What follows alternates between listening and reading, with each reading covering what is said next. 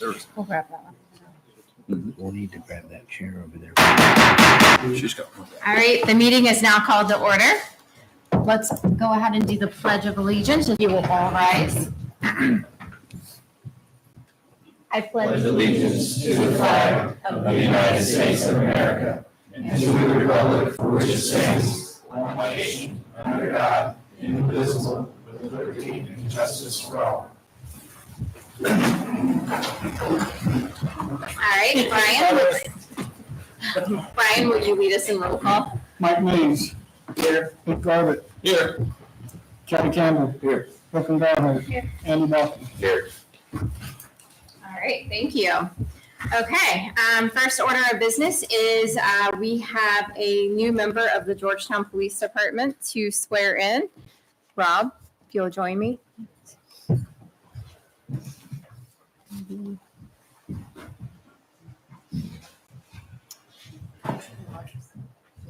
you want your microphone first? You want to talk? Introduce. So some of you may probably already know Officer Sean Enlow. He was with us for many years, and he went to the Sheriff's Department for a little bit, and he has decided to come back to us, and he's going to be coming back to us as my second in command. He will be the Assistant Chief of the Police Department, and more than likely my predecessor. So just want to welcome Sean back, and we'll go ahead and get him sworn in here.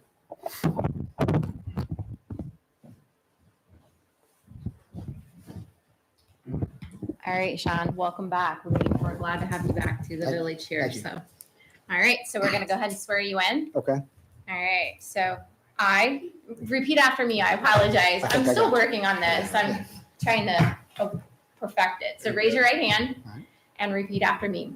I state your name. I, Sean Enlow, Solemnly swear solemnly swear that I will support that I will support the Constitution of the United States, the Constitution of the United States, the Constitution of the State of Ohio, the Constitution of the State of Ohio, the Charter and ordinances the Charter and ordinances of the Village of Georgetown, of the Village of Georgetown, and will obey the laws thereof, and will obey the laws thereof, and will faithfully, honestly, and impartially and impartially discharge the duties discharge the duties of a member of the of a member of the Georgetown Village Council. Georgetown Village Council, Police Department. I got you. Upon which I am about to enter. Upon which I'm about to enter. Congratulations.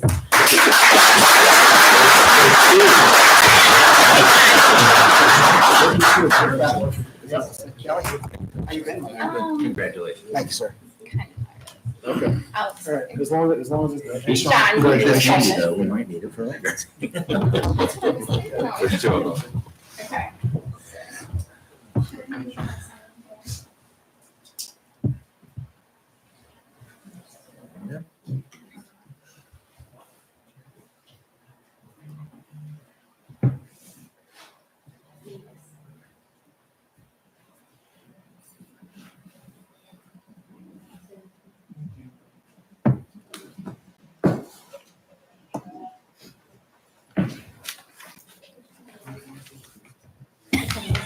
This one.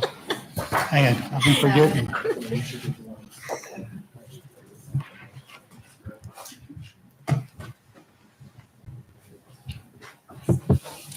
All right, Sean. Thank you. See? That's why I said so. Okay. At least that's not the end of the world. Yeah. Well, you did that. Stale the LinkedIn. All right, we will go right into public comment. So I'm going to start. I'm going to start over here on my right. Jeremy, you're back in our presence. Nothing. All right. Right here as well. Amber, anything for the group? Is this the time? Okay, no. Okay. No, we'll come into nothing. Okay. Sawyer, nothing. Okay. Delbert, Always. make sure when you come up, state your name. Delaware Ag Cold Storage County. A while back, we talked about trapping coons. We could have done that during the hunting season or trapping season, the fur bearing trapping season, while there was money in it. But now that the fur bearing trapping season is over, you're not going to get these people to do this for free, probably. You're going to have to pay them. So it's just a thought. Might keep that up for next year. Let's see, I had something else here. Oh, did anybody see that sign up in Mount Orb that flashes the speed you're going? Like when you're heading, it works too, don't it? I mean, it makes you look down at your speedometer. So a couple of them in town might well be worth the money. I don't know what they cost, but I know that one down at Manchester grabs your attention, and this one over here really grabs your attention. And then what are we doing about a new administrator? Who can't talk, Kelly and Stan? Wish we could, definitely. We're certainly on the search. Well, don't look too hard, and maybe he'll just stick around. I've tried. He's not going to. That's about it for me. Awesome. Thank you, Delbert. Jan? Nothing? Sean, good. Anybody back there? No? All right. Jeremy? Nope. Tony? All right. We got a quiet group tonight. Okay. All right. So next item on the agenda is we are going to roll into a possible appointment of a new council member to the vacant seat. And how we're going to handle this initially is, I believe all three are here. Yes. So essentially we will, if possible, the three candidates will speak to you individually. Now this is open session council. So if possible, we would like one candidate in front of us at the area in front of me that we can talk to and discuss your interest in this council seat. And then if possible, the other two candidates, while that one is here speaking, would step out just to kind of allow for that time for that person to have their own questions and answer session. So, and then what we'll do is we will collaborate after we discuss with the three of them. And essentially, if we come to a decision, if this group comes to a decision, then we could move forward with appointing somebody tonight. So we had three applicants, Jeremy Jones, Tony Ring, and Amber Fletcher. So those are the three applicants for the open position on council. And if everybody's ready, let's jump into it. I think we're going to have some good discussion here. So we'll start with Jeremy. And then if possible, Tony and Amber, if you would step out into the hallway while we're going through the discussion, and then somebody will come get you when we're ready to move on to the next person. I don't know what you thought about, there's a missing ordinance, or I'm supposed to have something. No. It was added, Okay. and it wasn't on the agenda, so I didn't want you to forget. There's another one too. It's just extra copy. Okay. They were on my thing, but I guess Hold on just a second, Jeremy. It's fine, we'll add it in later. Okay. So essentially what we want to do is just talk to each candidate. Your council here is going to be making this decision, so they're going to have questions. I'll probably have questions too as well. But maybe the best way, we've all received copies of each letter of interest from each candidate, but maybe the best way to get started is just for you to recap for us why it's important for you to be on council and what you're looking to do. Well, let's see. I've been coming to council meetings for at least 3 years.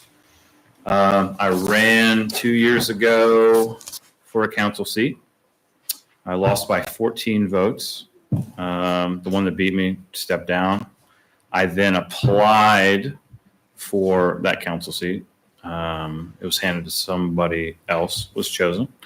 I then ran for mayor in the last election and hit the pavement, beat on some doors, talked to the community, really started to see things that I noticed myself that we need to work on, and things I saw, people I talked to. And I got a lot of feedback from the community when I was running for mayor that why didn't I run for council?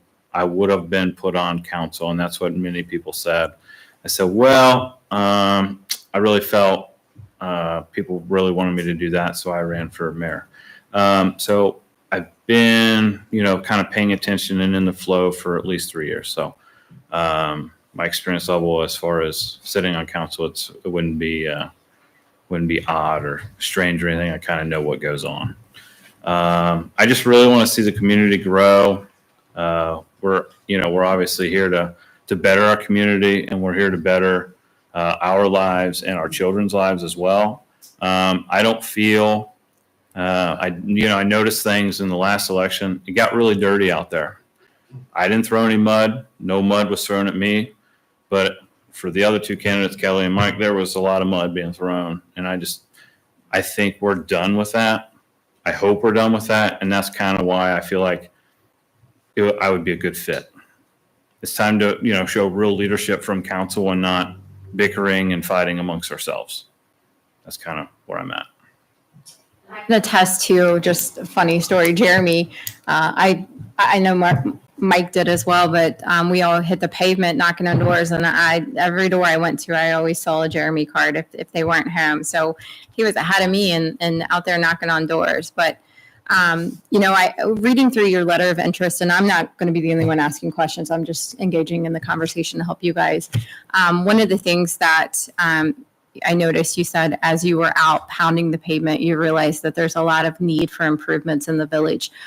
What are a couple of things that immediately stand out to you? Sidewalks. And I say sidewalks because I've tripped on, I tripped probably 10 or 12 times, to be honest with you. Like, there was in certain areas where if I didn't look down, I literally almost fell. And it's all over the place. It's not in one area or the other. It's throughout the whole village. And, actually getting out and knocking on doors, you actually see all that. So if you haven't been around the village and walked the streets and walked the sidewalks, I would attest that you should. Because, people always talk about, they've been talking about sidewalks for over 3 years, I think, since I've been coming. And there was a sidewalk fund that the council talked about too, as well, of helping people replace those sidewalks. So that's a real important need. And we have a lot of disabled people that roll up and down the streets because, our sidewalks are in kind of disrepair. So that's why we find a lot of people rolling on the streets. And we had a previous council member that kind of laid on the horn behind them disrespectfully. But I think if we fix our sidewalks, that would kind of alleviate kind of the roadway problem of, I know at least 2 gentlemen that ride on the street down where I'm at. I'm Mount Orr Pike, from at least where the hotel is all the way down to the firehouse, or if not further than that. And that's always kind of backed up traffic throughout the days too. So just kind of safety concerns. So. Team, what are some questions you guys have for Jeremy?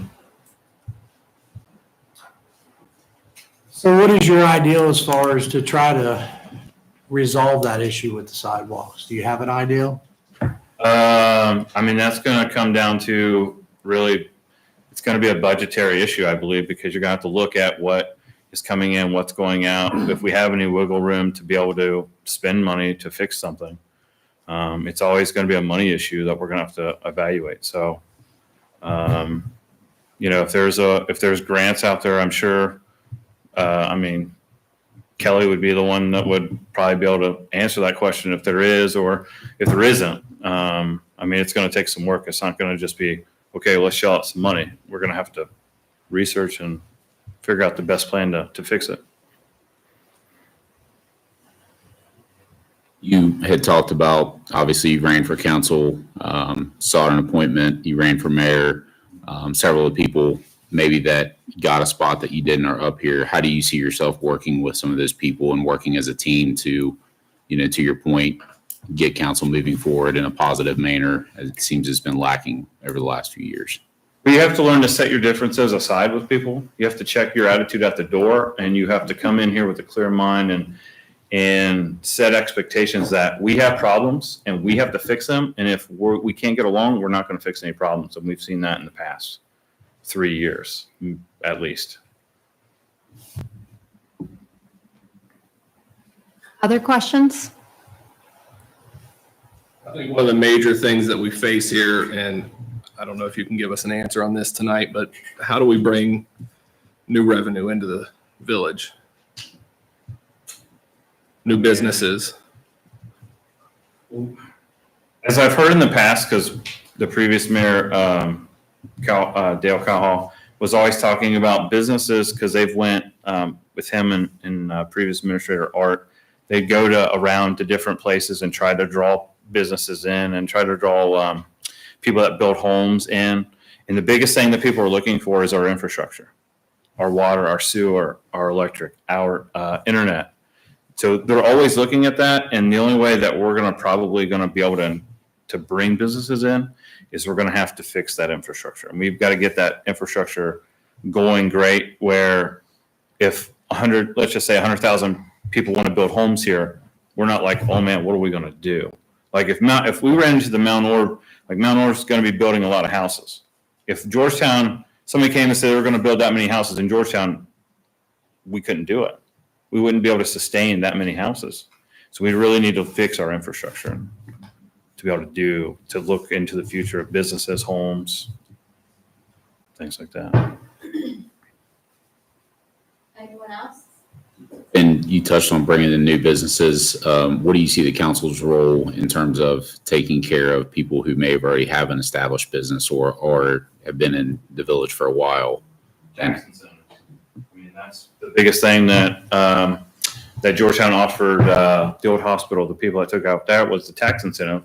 And they came to the table saying that they do all these things, because I was sitting in a meeting, and then they didn't do any of them. And then their tax incentive went away. So the biggest thing that we could, as a council, could do is tax incentive.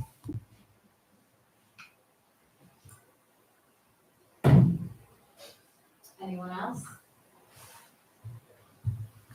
Jeremy, I'm sorry, was there a question? Jeremy, any closing comments for the group? No, I'm just going to reiterate. I've been sitting in meetings for over 3 years. I've ran for office. I've sank money in running for office to make Georgetown a better place. Every time that I've ran, both times that I've ran, I've increased my voter votes. So, more and more people are getting to know who I am and getting to hear what I'm about. And my speech hasn't really changed from year to year that I've ran. It's just getting a little more passionate of things that I've seen that we need to fix. Well, we certainly appreciate your interest in council. It's always nice to see new faces, old faces, similar people in this public that want to be a part of this council, because that's not always the case. So for the group, I do thank you. Regardless of the outcome, I thank you for the interest in the seat. Thank you. So if you wouldn't mind to step out, and if you would send Tony in, that would be great.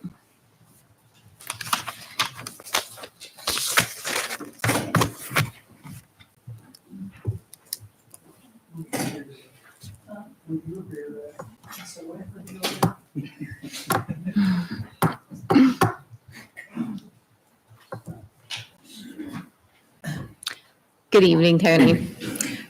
So Tony Ring, for the people at home, submitted his letter of interest for the open council seat. Probably the easiest way to get started, Tony, is for you to really just let us know, what you're wanting to do, your interest, why you want to be a part of the village, and maybe some things that you think we need to focus in as council. Well, I've been a member of the village for probably over 30 years of my adulthood. And I've seen a lot of things come and go, and unfortunately, we lost the hospital, we lost Mac Tool.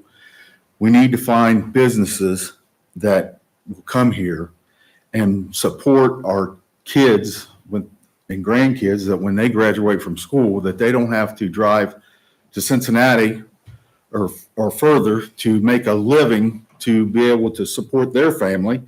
And I want to help do that if possible. I mean, I know that's a tall task. I'm sure all you guys and ladies and gentlemen want to do the same thing. And I'm not saying that I could do better or that you've not done a good job. I would like to try to help. I do sell real estate. I have calls from people wanting to move from Cincinnati out this way. They're tired of the hustle and bustle down there. So, when I graduated from high school 40 some years ago, there was about 4,000 people in the village. 40 some years later, there's only about 4,500. So I think we need to grow. We don't need to explode, but we need to grow to get more people to support things going on in the village. The one thing at the courthouse, the skating thing, that was a big hit. The kegs thing is a big hit. I have a lot of people that have commented about, the music being played and the bands and the movies up at the courthouse through the summer. People like that. I don't know if we can expand that or it can be expanded. That would be, I think that would be a good thing. Gives children something to do other than play Xbox and all the other games, nonsense games.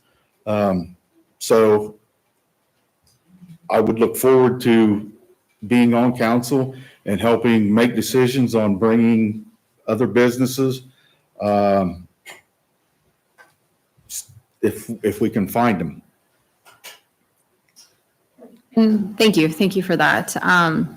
And I noticed that was in your letter of interest as well, one of your big speaking points as far as what you think we need to do as a whole to really get better.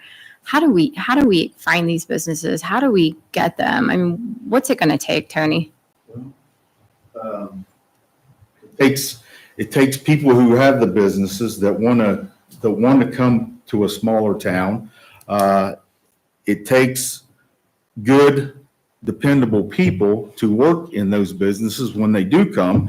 And I read somewhere a few years ago that the disability rate in this county was over 20%. So if you're looking at 80% that are able to work, and then you look at the 80% of how many are too old to work, we're only looking at 20 to 30% of the people that could take a job. So we need more people that are able to work. So, I mean, we're all in this together. Me selling real estate, I hope to be able to bring more families to Georgetown. Getting more people in this village certainly helps. I hear it a lot, why aren't we getting the Walmart? Why aren't we getting the, Chipotle's of the world? And a lot of it comes down to the counts, right? The population, the level of income in the village, all of those things come into play. We'd love to have a lot of those places, but we've got to work on some of the things that are already here to get those up first so that those places want to come to us. So a very important point there. When those companies or businesses do those counts, those counts of the vehicles that come through, those play a major role in their decision of coming here. Yes, absolutely. Absolutely. All right, team, what are some questions you guys have for Tony? I'll start out, yes. Tony, what do you see as far as business? When you speak of business, do you think of like business that are like big conglomerates, like 150 employee businesses, or are you thinking more smaller driven, like an example? When I look at Eastgate, the way it's changing, they had the mall for years. It was this big conglomerate. And now you see a lot of these malls that they're building that are just little strips. And you've got that explosion of population in that area. And then you've got a lot smaller population in this area. So, and you stated earlier, as far as, the disabled people that can't work, the retired and elderly people that can't work, some people won't leave their job even if they're driving to Cincinnati because they make very well and they've been there, they've got a retirement. So what do you see as like something to add to our community? Are you looking for bigger business, or are you looking for smaller business, more small business, or what's your thought on that? Probably more of the smaller type. We don't have the land to build a conglomerate business. So I would think we would be better off if we had more smaller businesses that would occupy or hire 20 to 30 people,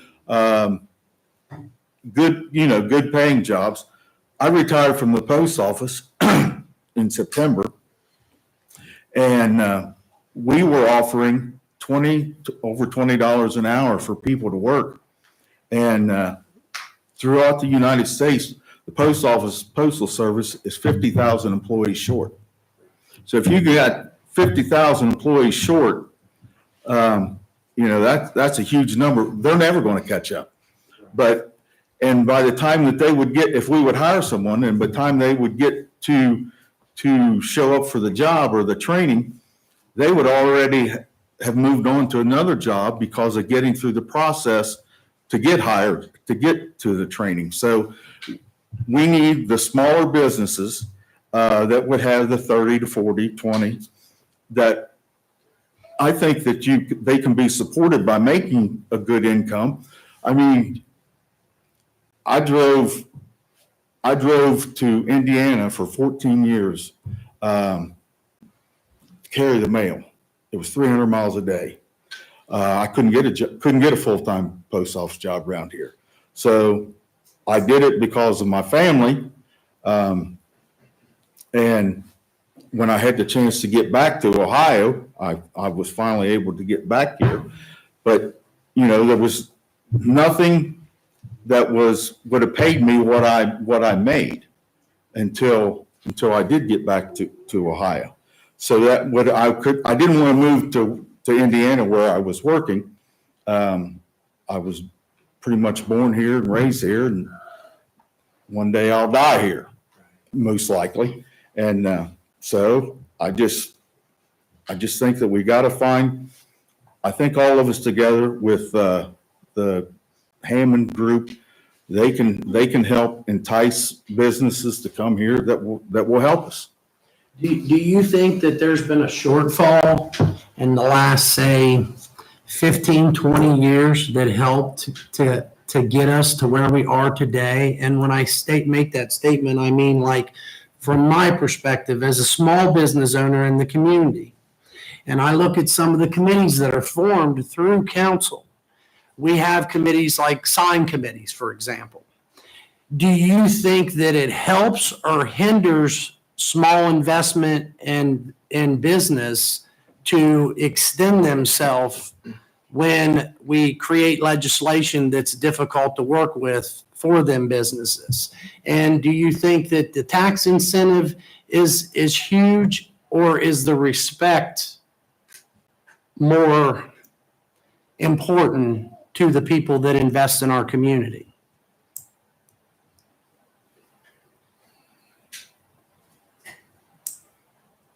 Well, Because sometimes we can be oppressive to the business owners, is my point. Yes. And that's why I'm up here today, because I've seen that a lot in running business in our small community. And I think that we didn't get here from the last 3 years, our community. I think we've got here because of the last 20 years. I think there would have been a lot more development in our community, perhaps, if we had people that really embrace the community and the business owners and their investment ideals, and maybe not been so, harsh on them people. And I'm just curious your view on that. Well, it's, being small like we are, it is a growing process. And we will not grow overnight. So, and then we have been, positive things have been coming through the last 20 years, and we need to continue that.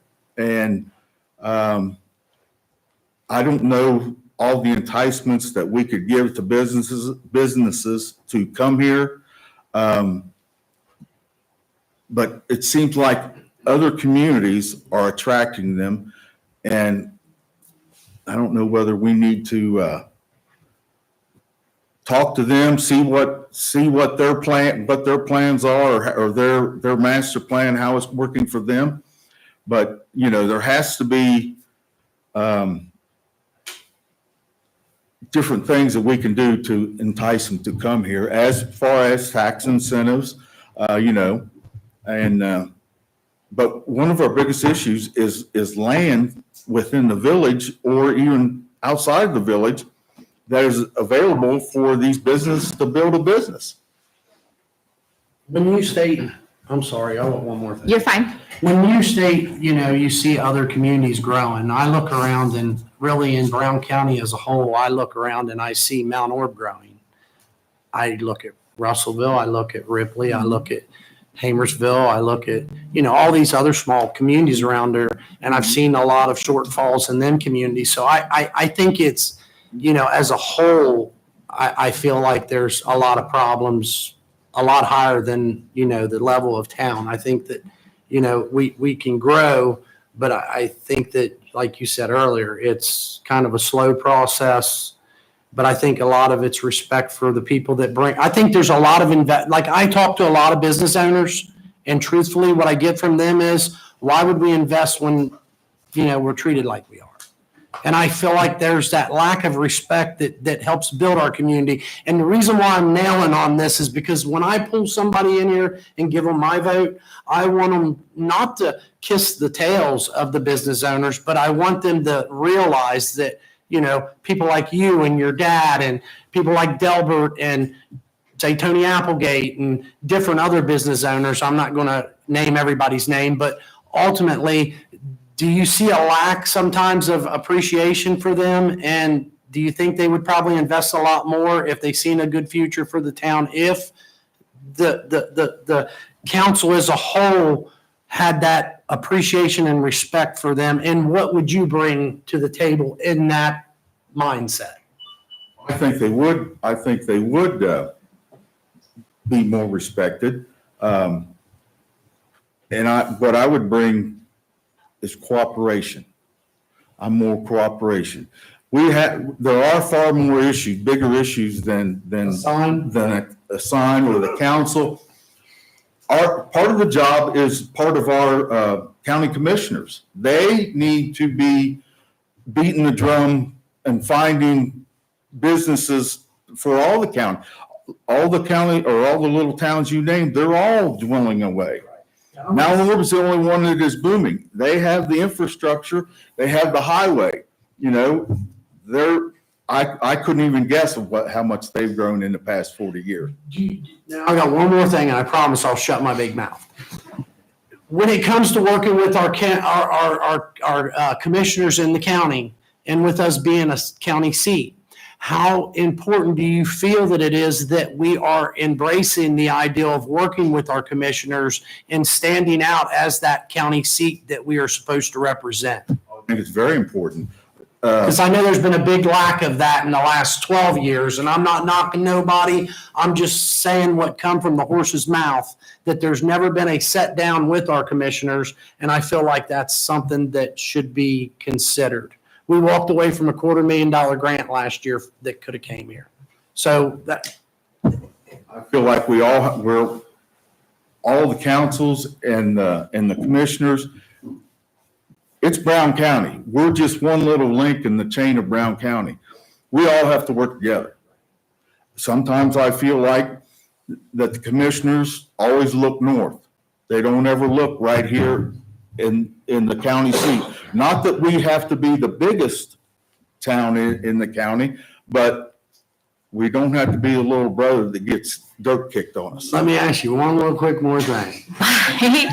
Do you think that has something to do with the respect for the position they hold, the lack of respect rather, and the not reaching out the hand, so to speak, let's work together to build our town through the county officials and ourselves? It could be a possibility, yes. Okay.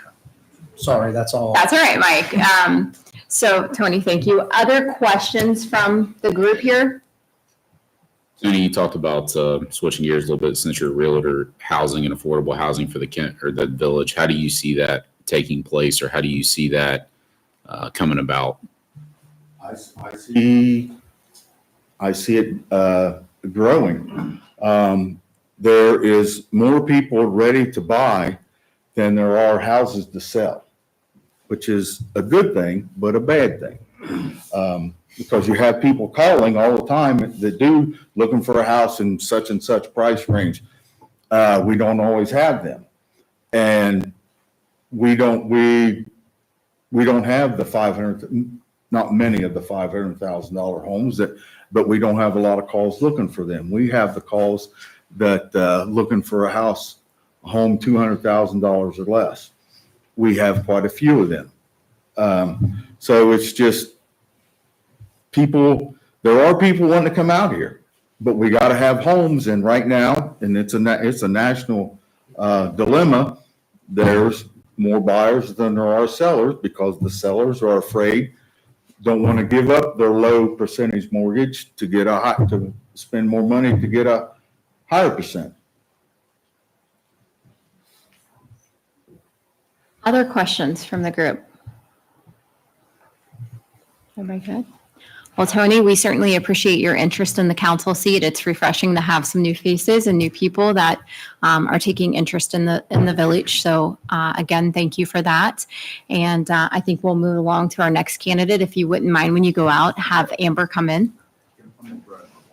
That was a lot of talking. I meant by you, Mike.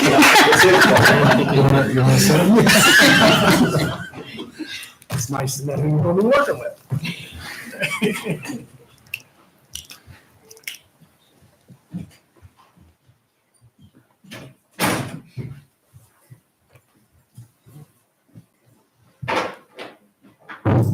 Hello. Welcome. So Amber Fletcher, certainly we have your letter of interest that you provided for the village and for everyone to review. Probably the easiest way to get started is for you to address the group and let us know what's important to you, why you want this seat, and how you're going to make an impact. Sure. I prepared a small speech. I actually wasn't prepared to speak. I didn't realize that was a thing. Okay, so I'm thrilled to stand before you or to sit before you today and express my deep commitment and passion for our village and explain why I believe that I would be the best candidate for the position on village council. First and foremost, I bring a unique perspective to the table. As the administrator of the highest engagement social media pages and groups in Georgetown, I have the privilege of engaging with our community on a daily basis. Through these platforms, we discuss the issues that affect our town, share ideas and for our community, and gain a true glimpse into the lives of the people that call Georgetown home. This firsthand knowledge in connection with our residents will allow me to effectively represent their voices and concerns on council. Furthermore, I have been a proud resident of Georgetown for the past 12 years. This is where I started my company. This is where I raised my 6 children. Georgetown is not just a place I live, but a place I deeply care about and want to see thrive. I am committed to investing my time, energy, and expertise into serving our community and ensuring that it remains a wonderful place to live, work, and raise a family. I understand that there may have been conflicts and disagreements in the past, but I assure you that I hold no ill will toward anyone. I firmly believe that working together, we can overcome any differences and achieve great things for our community. I am committed to fostering a spirit of collaboration, open communication, and respect among council members, other village employees, and elected officials so that we can effectively address the needs and aspirations of our residents. In conclusion, I believe that I am the best candidate for a position on village council because of my unique perspective, the roots that I've established in Georgetown, and my unwavering dedication for serving our community. I humbly ask for your support in the opportunity to represent our neighbors on council. I believe that together we can create a brighter future for Georgetown. Thank you. Thank you. So in reading your letter of interest, as we all have done, you mentioned multiple times in there, and I state having these platforms, having these discussions with people within the community, it allows you to get a different perspective. It connects you with residents and share their concerns, their achievements, and their stories. What are some of the concerns and the achievements that you've talked through?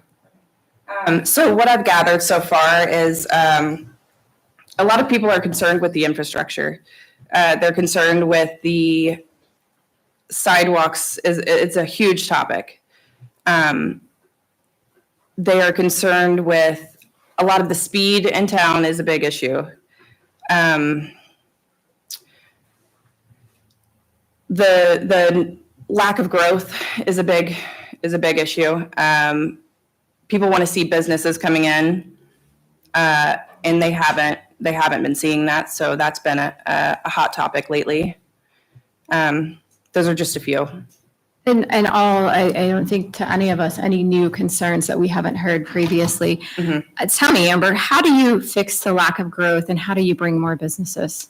So one avenue that I would go with is, and I know that we're going back to the sidewalks, but the infrastructure is so important to attracting businesses and attracting people who want to come into to live here. And I think one way to achieve that would be because I know that's my next question, is to achieve that is through not only budgeting, because I know money is tied up, but through research on grants and foundations. There are foundations that have specific criteria to meet for rural areas. Like there's tons of them. I've done the research. There are, I'm sorry, I lost my train of thought because I kind of went off there. Back to how to impact growth and how to bring businesses. Right. Okay. So that would be my first avenue. My second would be I know we do a lot of tourism, especially when it comes to the grant days and all of that. I think if we were to boost that a little bit more, I think that bringing more people into the town and allowing them to see the community and be in the community, as well as events and things like that, allowing those things to grow and supporting those issues or those items so that we can, bring people in, bring money in, all of that. I think businesses would be happy to come in, would be happy to flow. Team, questions? Mike, you get 2 questions this time. Okay, so how do you feel, how important do you feel it is as sitting in these seats, to handle whether you're out in the public with people in the community or whether you're with business owners? How important is it to you to be respectful and honest as you can with the people that you're speaking with to promote that growth in our town? Yeah, I think that's the biggest thing. I think communication, I think, obviously respect is a big thing, especially with business owners and people in our community that want to help it grow. And if we're not respectful to them, that's not helpful to our village. Well, I think that the reason why I keep bringing that up is because being a business owner in the community for 28 years, and the reason why, again, I'm in this seat today is because I seen such a huge lack of respect and appreciation for the people in our community that reinvest continually in our community. And I feel that prime example how that shows when we did the ice skate thing. Mm-hmm. It was very easily to achieve the goal of paying for all of that through the business owners because the respect that I have showed them over many years and working with them in our community. And I think that's a great thing that we lack, and just respecting each other's opinions. And a lot of times we don't have that. So the reason why I'm asking these questions is because I want somebody on here with us that is going to be that person, that don't make people feel say for example, you get on the sign committee and you want to call business owners out on their signs not being perfect. And I'm not trying to beat on nobody. I'm just stating when you're sitting in that position as a business owner, you don't want people throwing stones at you. You want them to help lift you up as you want the community lifted. Sure. And all you cause is chaos when you do that. So I just want to know that if you're somebody that we appoint to that position, that you're that person, that's always going to be respectful, knowing that if you're in this seat and you're holding this title, that you're going to take that out to the community and help build off of that. Other questions? One of the things, Amber, you mentioned was you have some social media platforms and things like that you go on.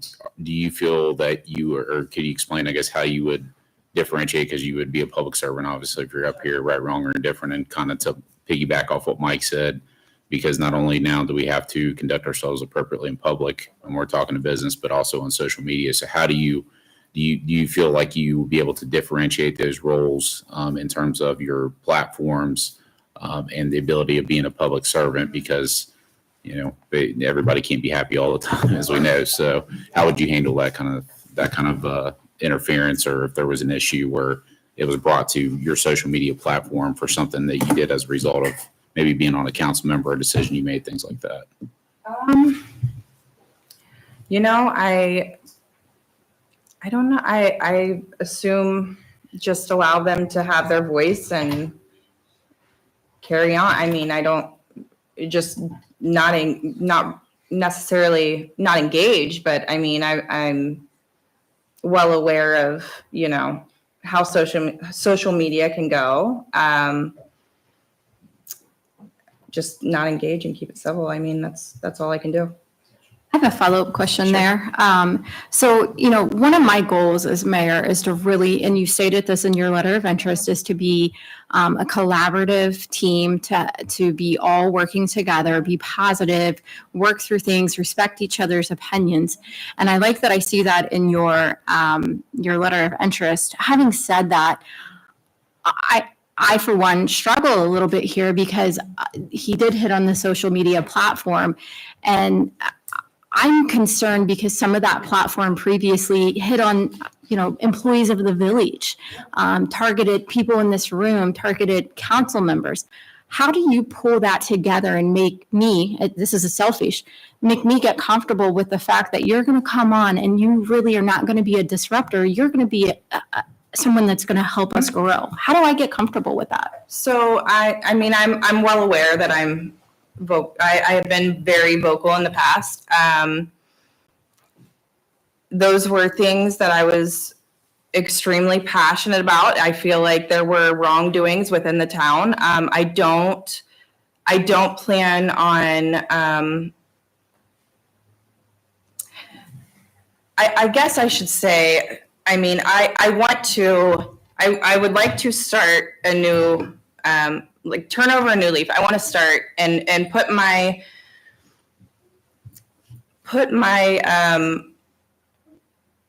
I don't want to call that. Okay. So I want to put myself to better use in the town, within the village. I want to help. I want to figure out a way to fix the messes rather than contribute to them.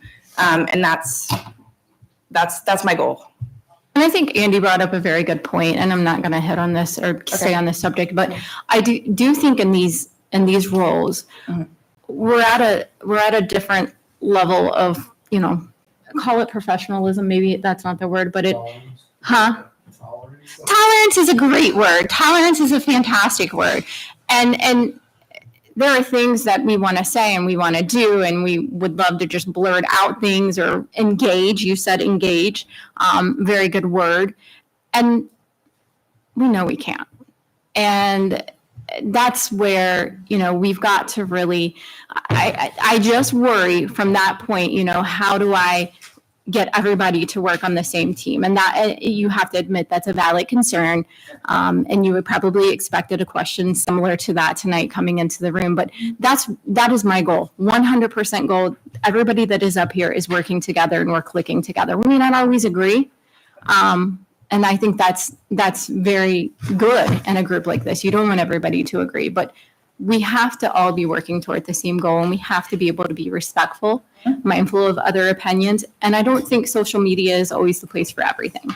So I will say that. I will turn it over to the team if there are any additional questions. getting off going back to, I think Mike had talked to you about economic development and the businesses and things like that. One of the other questions I asked another candidate was, what do you see? I know everybody talks about new business, but what do you see the role of council, or how do you think the council can better or help the people that are established here now as current business owners to maintain their, or even grow the existing business that's already here?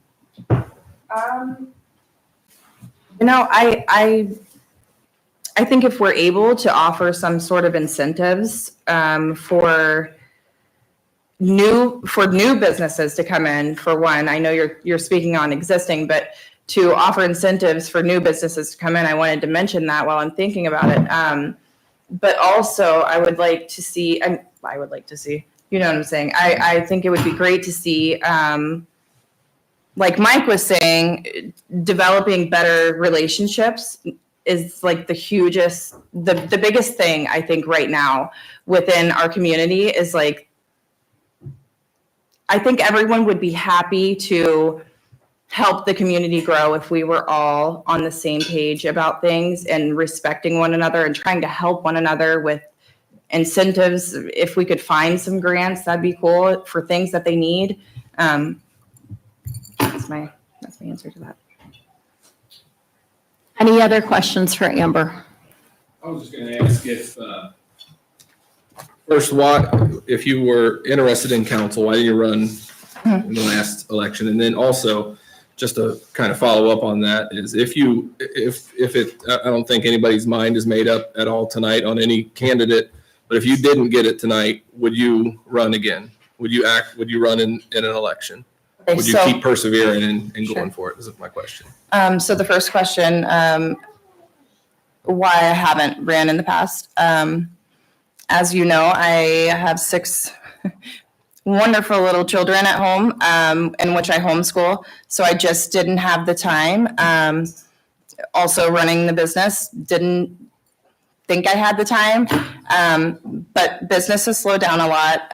The kids are a lot more independent now. So I have a lot more time to focus on things that are important to me. So the next question was, why? If we didn't choose you tonight, Sure. would you still pursue it? I would. In the future. I would run. Yeah. Okay. I would. Other questions? All right. Amber, thank you for your interest in the council seat. It's always refreshing to see new faces and have people up here that are taking an active interest in the community. So right. we appreciate that. Thank you. Okay. And would you just call the others in? I'll say a couple sentences and then, okay.